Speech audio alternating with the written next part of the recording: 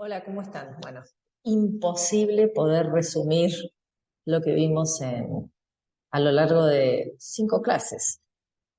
Pero bueno, vamos a tratar de detenernos en los puntos principales dentro de lo posible, hacer un recorrido rápido como para recordar. En principio, estamos hablando de investigación.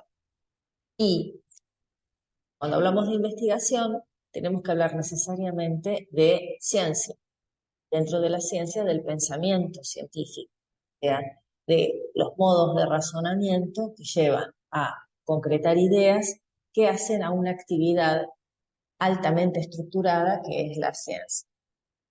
Cuando hablamos de pensamiento científico, hablamos justamente de la herramienta que puede sostener la actividad intelectual, que puede llevar a descubrir las ideas y a entender el mundo que nos rodea. Ese pensamiento está constituido por juicios relacionados.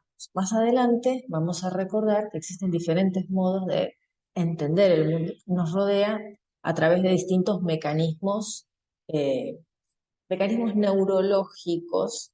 Sí, la ciencia ha descubierto que esos mecanismos que después vamos a describir tienen una raíz física eh, lógicamente que se expresa a partir de la actividad intelectual, la actividad del intelecto, la actividad pensante que hace la creación de ideas.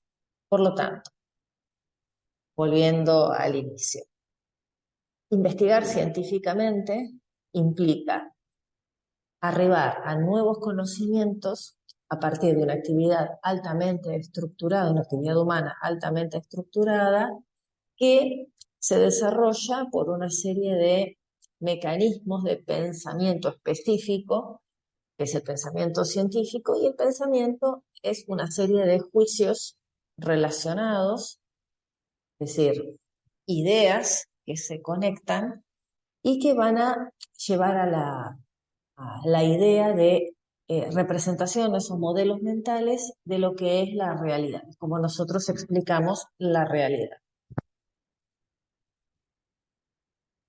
Como habíamos dicho antes, la ciencia es una actividad humana, quiere que me corra un poquitito, se vea bien, es una actividad humana que, por sobre todas las cosas, lo que tenemos que destacar, que la ciencia es una actividad, perdón, altamente estructurada, que tiene un método.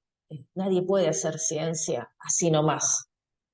Todos podemos pensar, establecer juicios críticos, hacer diferentes tipos de razonamiento, pero para que eso sea llamado ciencia, tiene que cubrir ciertos requisitos que van a estar aprobados por una comunidad científica, es decir, una comunidad de personas que se dedican a la creación del descubrimiento de nuevos conocimientos. Podemos decir creación de nuevas ideas, pero sí muchas veces en realidad no se trata de crear ideas, sino de descubrir lo que ya está a nuestro alrededor y poder explicar el mundo que nos. Convengamos que nosotros hoy día sabemos un montón de cosas que hace 50 años no se sabían de manera diferente. El conocimiento de la realidad es algo que es dinámico y se va enriqueciendo en el día a día. Todos los días vamos descubriendo cosas nuevas y se va perfeccionando la idea del saber, de conocer, comprender e incorporar nuevas ideas que hacen al mundo que nos rodea, a la realidad que vivimos. Eh, Recuerden que nosotros tenemos una idea de la realidad, de cómo son las cosas a partir de lo que se nos transmite a través de la educación, a través de la socialización, a través de la transmisión oral, escrita, cuando nosotros leemos, y todo eso fruto del trabajo de otras personas que han desarrollado pensamientos que hacen a elaboración de juicios, ideas, a veces dentro del marco de una actividad altamente estructurada como es la ciencia, a veces no, a veces dentro de actividades que son informales, más sencillas, menos estructuradas, pero que también aportan al conocimiento de las personas.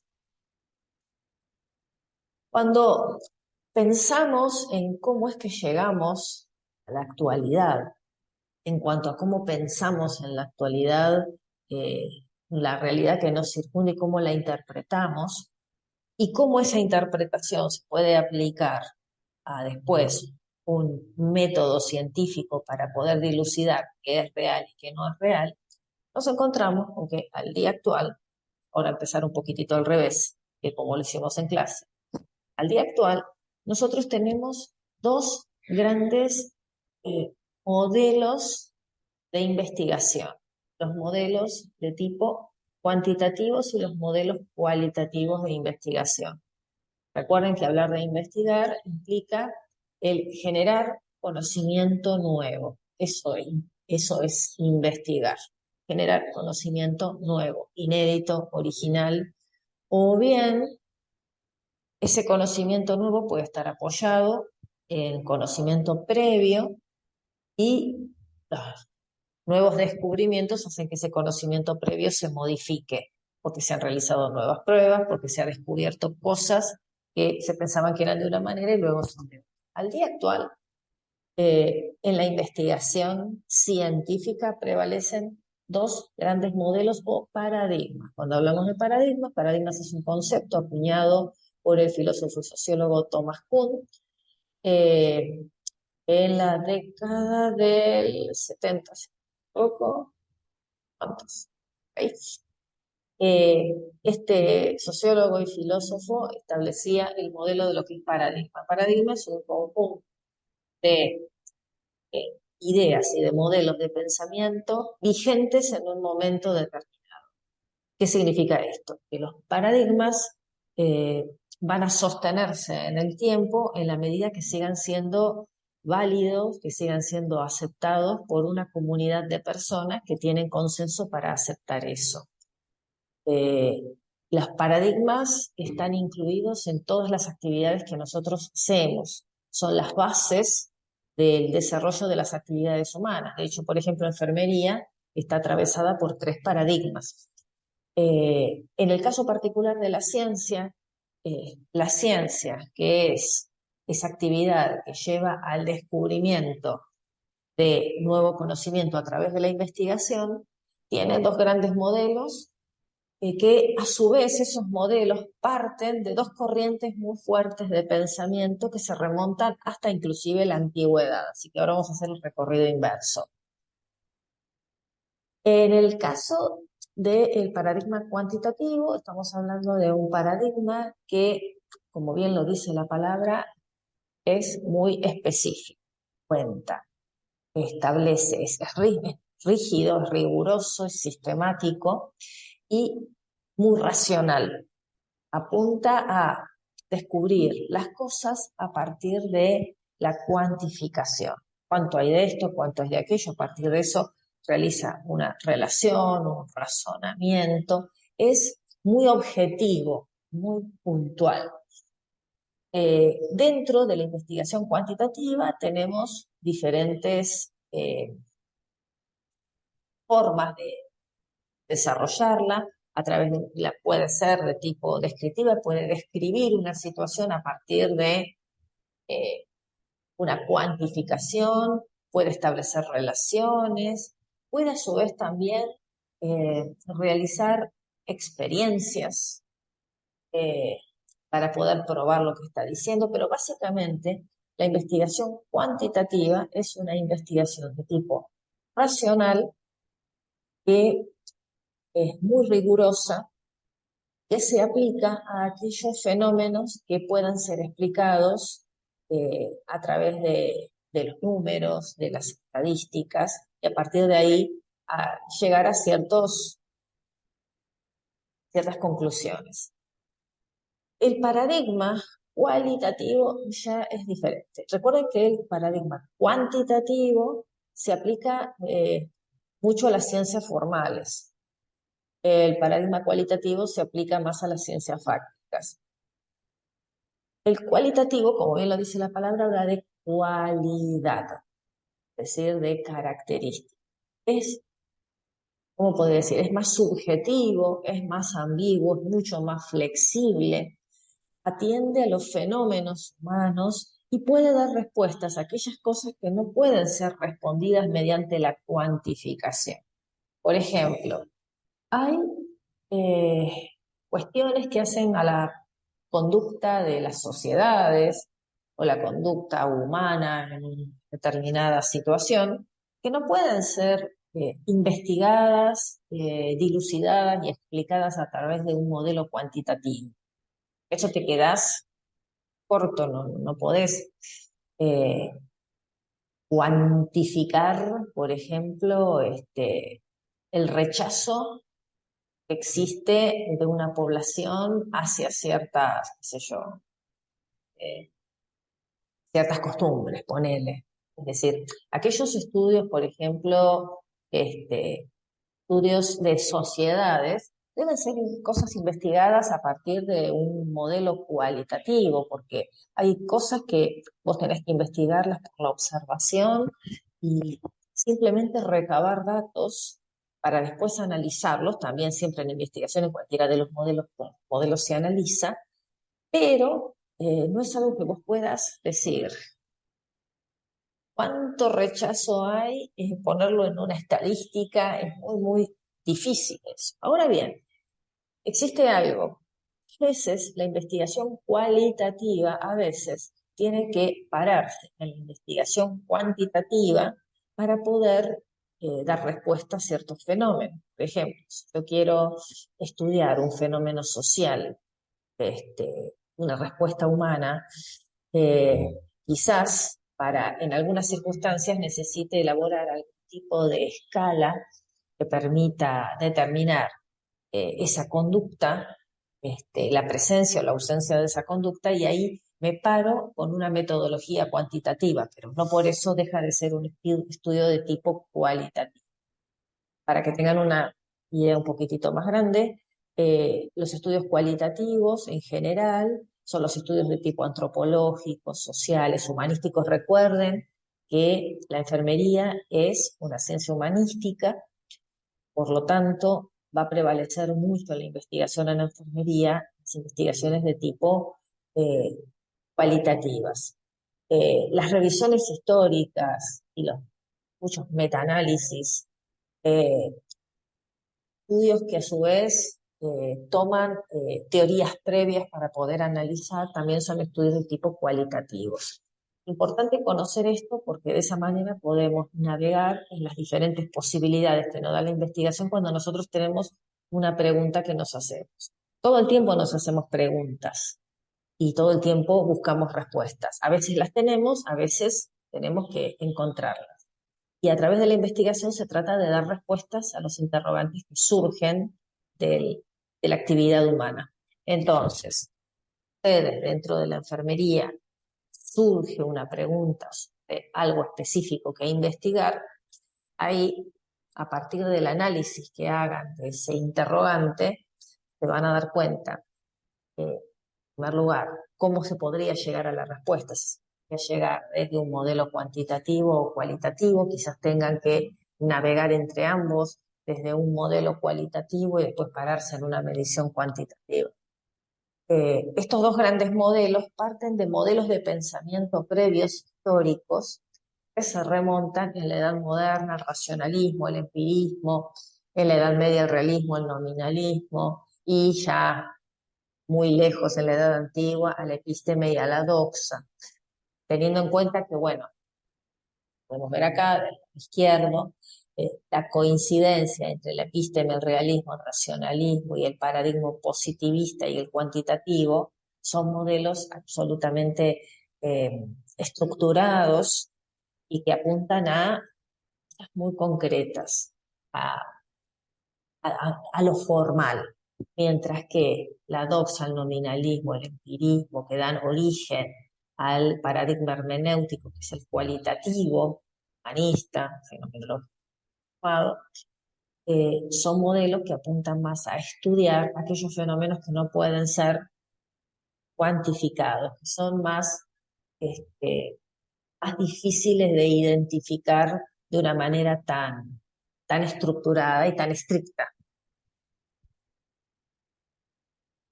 O con respecto a lo que habíamos mencionado antes, habíamos hablado de los razonamientos. Recuerden que nosotros, para poder arribar a diferentes conclusiones, seguimos diferentes secuencias de pensamiento para poder arribar a conclusiones. Todo el tiempo nosotros estamos elaborando eh, juicios y estamos haciendo ideas a partir de un mecanismo de razonamiento.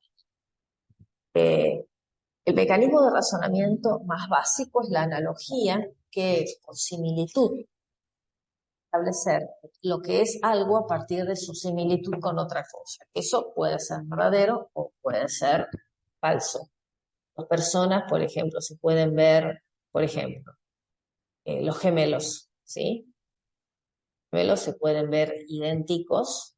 Eso no necesariamente significa que tengan una misma personalidad. Yo, por analogía, puedo pensar que esas dos personas son iguales en cuanto a personalidad, y eso no es cierto. La analogía no siempre lleva a un resultado real de una pregunta que te hagas. La analogía es el modo de razonamiento más sencillo y es el que se maneja en la infancia, que después va cambiando a otros modelos de razonamiento.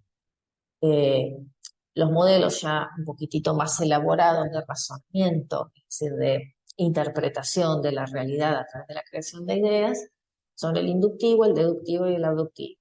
El inductivo, recuerden, que es el modelo de razonamiento a partir del cual, con un interrogante que tengo, yo trato de llegar a la respuesta a partir de una particularidad, la generalizo.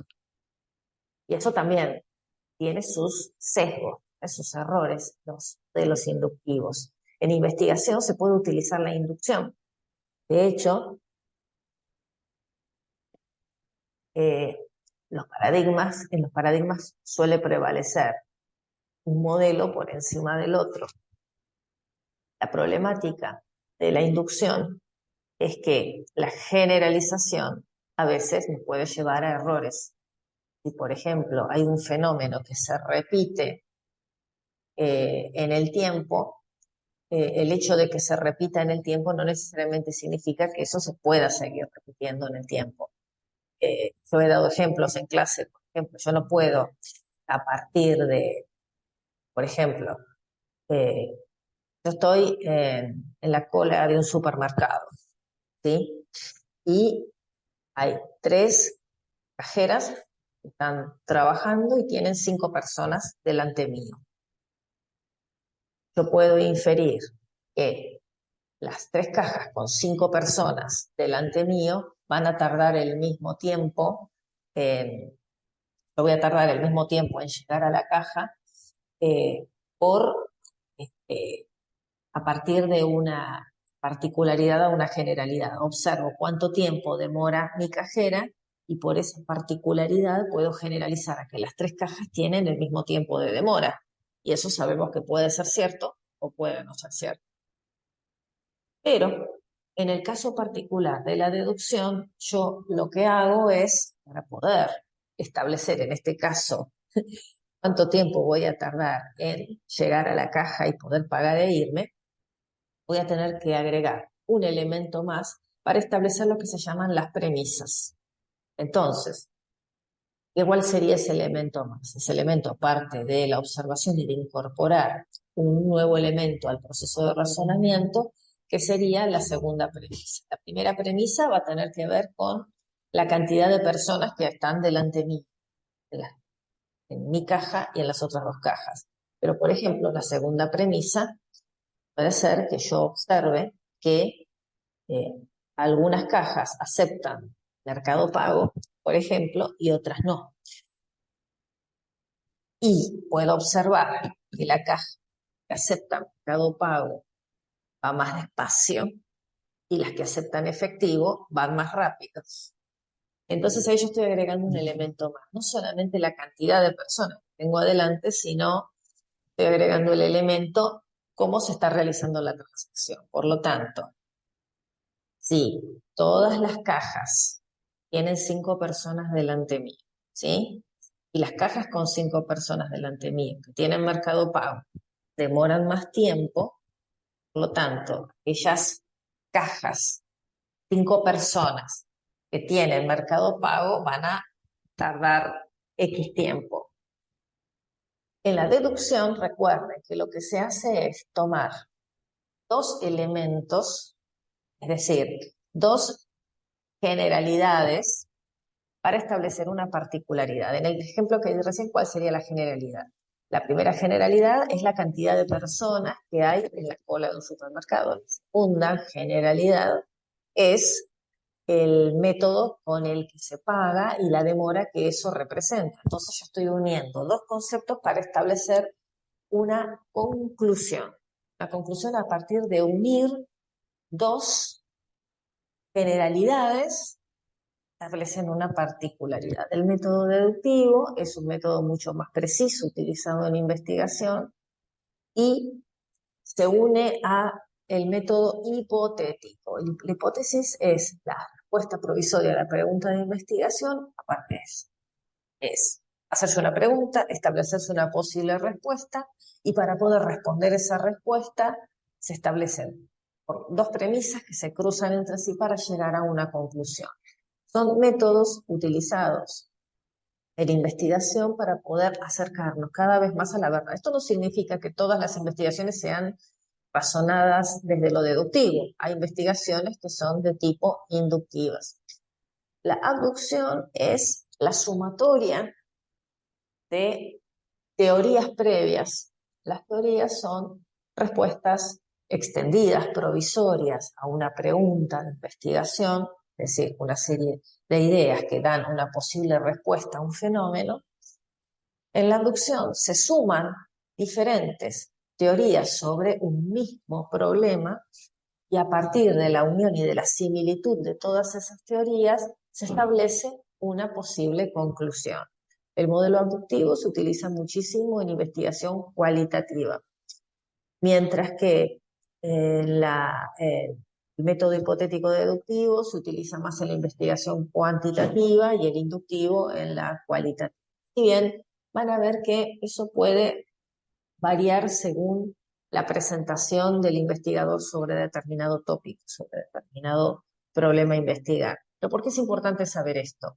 Porque de esa manera nosotros podemos también entender o inferir cómo se llegó a una conclusión, cómo se cerró una investigación y también desde nuestra mirada poder establecer si ese es un camino válido para llegar a la conclusión que esa persona está presentando.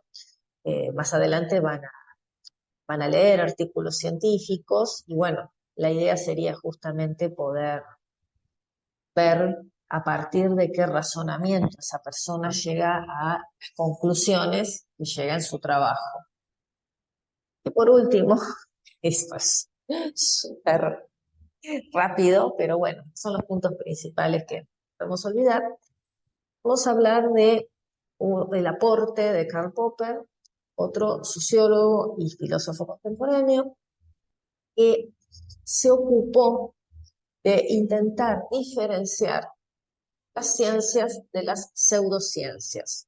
Porque, ¿qué pasa? Con el boom de las ciencias, como le digo yo, o suelo decir en clase, de la nueva religión, ciencia, la ciencia presente en todas las actividades humanas y dándole pasto de comer a la tecnología. Recuerden que ciencia y tecnología en la edad contemporánea están íntimamente ligadas porque la tecnología que apunta al bienestar humano tiene que nutrirse de conocimientos y esos conocimientos los aporta la ciencia. Este pensador contemporáneo desarrolló la siguiente idea. ¿Cómo podemos separar los científicos de los pseudocientíficos? ¿Qué sucedió? Con el boom de la ciencia en el siglo XX, todo pasó a ser ciencia, ciencia, ciencia, todo es científico, todo, es decir, todo no, todos se pusieron la etiquetita de soy científico y hice una investigación. Pero de pronto se empezó a ver que no todo no todo puede ser considerado ciencia y que tenemos que ser un poquitito más precisos y más rigurosos a la hora de decir esto cumple con ciertos requisitos y puedo considerarlo válido desde el punto de vista metodológico y esto. Entonces, él lo que planteó fue un modelo inverso. ¿Qué es un modelo inverso? Hasta Karl Popper, hasta que él plantee esto, existía lo que se llama el criterio verificacionista. El criterio verificacionista es, si yo puedo probar que algo es, yo puedo probar que un árbol es verde, ya está. Yo lo pude probar, listo, no se discute. Está. Esa es la verdad que hay y punto. Y en tal caso, más adelante se verá si hay alguien que descubre otra cosa. Se plantea Karl Popper que eso es lo siguiente. Ok, vos decís que el árbol, las hojas del árbol son verdes. Bueno, yo te voy a realizar una serie de pruebas en las cuales yo te voy a demostrar que el árbol no es verde. Y voy a hacer todo el esfuerzo posible para demostrarte que el árbol no es verde. Si yo no puedo lograrlo, esa teoría de que las hojas del árbol son verdes es real. Ahora bien, si yo, realizando una serie de esfuerzos, estableciendo hipótesis y teorías, puedo demostrar que los árboles pueden tener las hojas verdes, pueden tener las hojas amarillas, pueden tener las hojas rojas, pueden tener las hojas de otro color, por lo tanto, tu teoría se cae y no es ciencia ya. ¿Ya? Se las desplazas como un conocimiento científico. El más claro ejemplo que yo di en clase fue, por ejemplo, con la IA, por ejemplo, con tantas cosas que nosotros escuchamos y que de pronto decimos, ¿es ciencia? ¿No es ciencia? A veces dudamos. O es charlatanería, ¿sí? Como le dicen. Pero con todo el respeto que me merece las pseudociencias también, porque bueno, creo que uno tiene que pararse respetuosamente en todas las actividades humanas, pero sí distinguirlas bien. Cuando decimos, por ejemplo, ¿cómo podemos, a partir de qué decimos que la astrología es una pseudociencia y no es una ciencia? Eh, el Reiki, tarot, lo que se les ocurra. Porque si yo puedo, las teorías que ofrece esa disciplina pueden ser refutadas con otra teoría fácilmente, por lo tanto, no es ciencia. La ciencia y el conocimiento científico no puede ser refutado. Otro ejemplo sería, a ver, pensemos en la Tierra esférica y en la Tierra plana. Supongamos que se arma un debate televisivo entre esferistas y terraplanistas. Bueno, fantástico, se enfrentan. En la medida que, por ejemplo, que los terraplanistas tengan fundamentos y formas de probar que la Tierra no es esférica, la teoría de la Tierra esférica se cae automáticamente. Porque toda vez que vos puedas probar que existe otra respuesta y que lo puedas verdaderamente probar de todas las formas posibles, sin discusión y con los mismos métodos, por lo tanto, lo que pasa, lo que era ciencia, que era la Tierra esférica, pasa a ser pseudociencia. Eso es lo que plantea Karl Popper. Popper plantea que toda, eh, toda teoría, que es la respuesta a un interrogante de investigación, debe ser sometida rigurosamente a todo tipo de pruebas, de test, para examinar si es válida. Es decir, lo que plantea él es el escepticismo absoluto, y me encanta, me encanta. Me parece que dio en el clavo y dio una vueltita de rosca interesante, porque esa cosa de, si lo dice la ciencia, santa palabra, nos puede meter en problemas, porque recuerden, yo les comenté que la ciencia siempre está teñida de intereses. Diría casi siempre, porque la ciencia no es neutral. La ciencia siempre va a responder a ciertos intereses, ya sea personales, colectivos, políticos, económicos, sociales. Entonces, qué mejor que exista lo que se llama un criterio de demarcación, un criterio de resolución del conflicto que representa saber si una conclusión científica es tal. El modelo teórico que plantea Karl Popper respecto a esto es el criterio falsacionista. Recuerden que son todos los esfuerzos que realiza la ciencia para a su vez intentar derribar una teoría aceptada hasta el momento. Por esa razón, yo muchas veces planteo que estoy muy en contra de que no se permitan debates abiertos en temas controvertidos. Ejemplo, qué sé yo, volvemos otra vez al tema de la Tierra plana y la Tierra esférica. Ok, hay gente que cree que la Tierra es plana. Hay gente que sostiene que la Tierra es esférica porque, bueno, porque pasó esto, pasó aquello, pasó lo otro, por cuestiones históricas, tiene todo un montón de... Bueno, enfréntenlos en un debate y ahí se termina la discusión. Enseguida se termina la discusión porque unos van a tener pruebas y los otros no van a tener pruebas suficientes y van a enfrentarse. A mí me parece que la importancia del aporte de Karl Popper es que abre el debate y hace que nosotros tengamos una mirada muy abierta y permeable de lo que es ciencia. Que no consideremos que todo lo que está probado científicamente es así.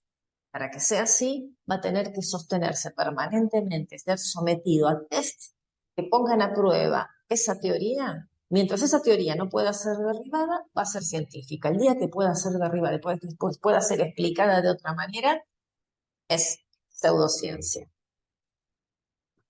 Y por último, vamos a hablar un poquitito de la ética. ¿Por qué?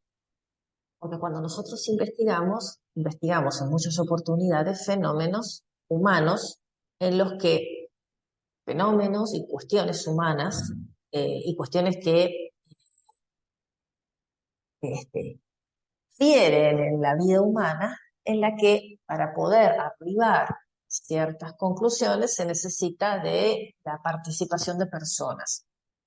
La experimentación, la investigación es algo que se realiza frecuentemente porque muchas veces para poder arribar a ciertas conclusiones, recuerden que en el modelo cuantitativo se requiere de experimentación, existen los modelos experimentales y cuasi experimentales, se requiere de elaborar una experiencia para poder probar ciertos supuestos en los que muchas veces tienen que participar personas. Piensen sin ir más lejos en el descubrimiento de un fármaco, en la elaboración de un fármaco.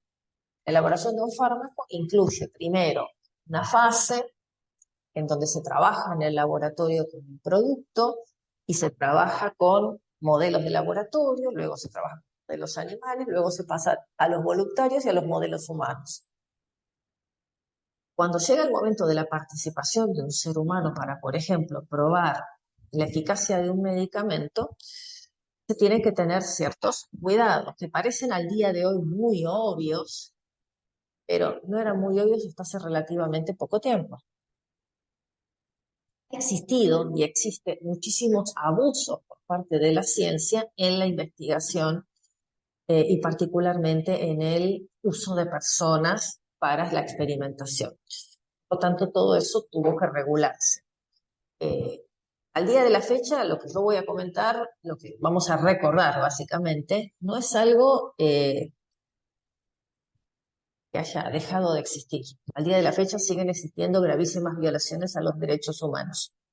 De hecho, sin ir más lejos, tuvimos un caso reciente que tiene que ver con la ausencia del consentimiento tácito con las vacunas COVID. Las vacunas COVID, no siendo vacunas que estuvieran aprobadas, estaban autorizadas, requerían de consentimiento informado para que las personas pudieran inocularse. Sin embargo, eso se pasó por alto y se consideró que la sola voluntariedad del individuo para vacunarse alcanzaba para que sea un consentimiento tácito. Y eso no es cierto, porque eso impide que la persona conozca absolutamente toda la información relacionada con el producto que está recibiendo. Hubo mucha controversia con ello, sigue habiéndola a la fecha, porque además existió coerción, dio presión a la población para sostener sus trabajos, para realizar actividades, si se aplicaba en el producto y el producto, recordemos, no está aprobado, está autorizado para uso de emergencia. Por tanto, si nos atenemos a las reglas que corresponden a la bioética, correspondía que las personas primero fueran informadas sobre los alcances del producto, sobre todos sus efectos, y a partir de ahí la persona decidía si lo hacía o no lo hacía sin ningún tipo de presión. Ese es el ejemplo más reciente que tenemos y eso fue un ejemplo a nivel mundial.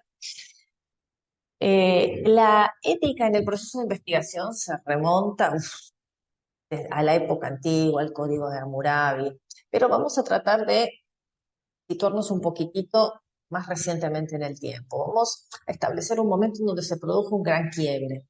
Fue en el año, cuando finalizó la Segunda Guerra Mundial, en el año 47, en el 1947, con los juicios a los jerarcas nazis en la ciudad de Nuremberg. En esa oportunidad, entre otras cosas que se juzgaron los crímenes de lesa humanidad, es decir, crímenes que por su naturaleza no proscriben, y entre ellos aquellos que se cometieron en ocasión de investigación con los prisioneros en los campos de concentración. A partir de ahí se estableció una serie de regulaciones para experimentar con seres humanos. Y esto fue la primera vez en donde se hizo un parate y se estableció un código. Antes de los juicios de Nuremberg, la investigación y la experimentación con seres humanos existía, y existía, a ver, con personas que no eran visibilizadas como sujetos de derecho, con personas con trastornos psiquiátricos, huérfanos, ancianos, eh, es decir, siempre lo mismo, ¿no? El aprovechamiento del ser humano, aprovechándose de él y la persona que está en inferioridad de condiciones. Eso es histórico. Convengamos que siempre que puede el ser humano sí puede aprovecharse y sacar ventaja de una persona que está en inferioridad de condiciones, lo va a hacer. Gracias a Dios que existen regulaciones de la conducta humana, que existe la ética sostenida por la moral, por sobre todas las cosas, la regulación a través de las conductas éticas, porque si no, el ser humano, el libre albedrío del ser humano permite que el ser humano haga cualquier cosa, bueno y malo. El problema es cuando hace que dañan a otros. Entonces, a partir del Código de Nuremberg podemos decir que históricamente en el siglo XX se pueden dar origen a las regulaciones actuales. Del Código de Nuremberg se desprende luego lo que fue la Declaración de Helsinki por la Asociación Médica Mundial en el año 67, que es muy parecido, es decir, se basa en el Código de Nuremberg y establece una serie de cuestiones muy puntuales, entre las que se incluye el consentimiento informado, que el experimento apunte más al bien que al daño, es decir, entre otras cosas, deja claro que el fin no justifica los medios. Así todo, fíjense que si bien existía el Código de Nuremberg y la Declaración de Helsinki, en el año 1978 se desarrolló durante, creo que casi 20 años, el experimento Tuskegee en Estados Unidos, en el cual se desarrolló una experimentación sobre la sífilis en una población afroamericana. Se le privó a las personas de información, se las contagiaba deliberadamente, se les permitía que se contagiaran y o que desarrollaran la enfermedad, la sífilis, hasta la muerte. Era un estudio que se hizo para evaluar la progresión de la enfermedad, pero las personas que participaron en el estudio no tenían idea, no se les otorgó ningún consentimiento y además se las engañó. Se les decía que tenían mala sangre, se les daba un supuesto medicamento que no era nada, el placebo, se las dejaban morir. Eso fue un gran escándalo y fue uno de los miles de escándalos en investigación científica en donde el sujeto de experimentación pasa a ser una rata de laboratorio. Y esto pasó, fíjense, pasó en el año 78 y ya estaba la Declaración de Helsinki y el Código de Nuremberg. Y van a ver, cuando investiguen un poquitito más, van a ver que está repleto de casos, inclusive, como mencioné hace un rato, hasta la actualidad. En Argentina yo les envié un video de, por ejemplo, lo que sucede en Argentina con la experimentación de los laboratorios en la población argentina, cómo vienen acá, porque acá las leyes son más laxas, son más flexibles y pueden experimentar en la población alterando consentimientos. Total, se mueren algunos argentinos, ¿qué les importa? Es decir, siempre lo mismo, ¿no? El aprovechamiento este, de la persona del grupo de personas que tienen más poder o más dinero, más ventaja sociopolítica sobre aquellos que no lo tienen. Entonces, acá lo que tenemos es una enumeración de recordatorio de que a su vez, no solo la cosa terminó con la declaración de Helsinki, sino también existió el informe Belmont de Estados Unidos que se desarrolló después del experimento Tuskegee, que hizo una investigación sobre lo que pasó en Tuskegee y a su vez se elaboró un informe que establecía y recordaba y reordenaba las normas que hacían a la regulación con experimentaciones seres humanos en Estados Unidos, las normas SIOMS, Consejo de Organizaciones Internacionales de las Ciencias Médicas que normatizó las RAM. Las RAM son las reacciones adversas a medicamentos. Estos son un recordatorio de que no es que todo terminó en Helsinki, es decir, de ahí en más se disparan un montón de regulaciones que inclusive, bueno, en Argentina nosotros tenemos leyes que regulan la investigación sobre seres humanos y que justamente están paradas y fundamentadas a partir de todos estos antecedentes en otros países, antecedentes documentales de otros países sobre lo acontecido y cómo debe llevarse una conducta ética para poder realizar una investigación. Porque, como dije hace un rato, el fin no justifica los medios. Así que bueno, vamos a dejar de compartir. Eh, es lo más rápido y lo más sintético de todo, absolutamente todo lo que hemos visto. Hay mucho más, recuerden, ya, ya perdí la cuenta. Pero bueno, estos son los puntos principales que hemos desarrollado. Luego, más adelante, vamos a tener que trabajar sobre niveles de evidencia, eh, profundizar un poquitito más sobre el método, sobre la investigación y cómo poder entender las investigaciones que se realizan, poder leer un artículo científico con una mirada crítica. Bueno, espero que esto les sirva. Chao.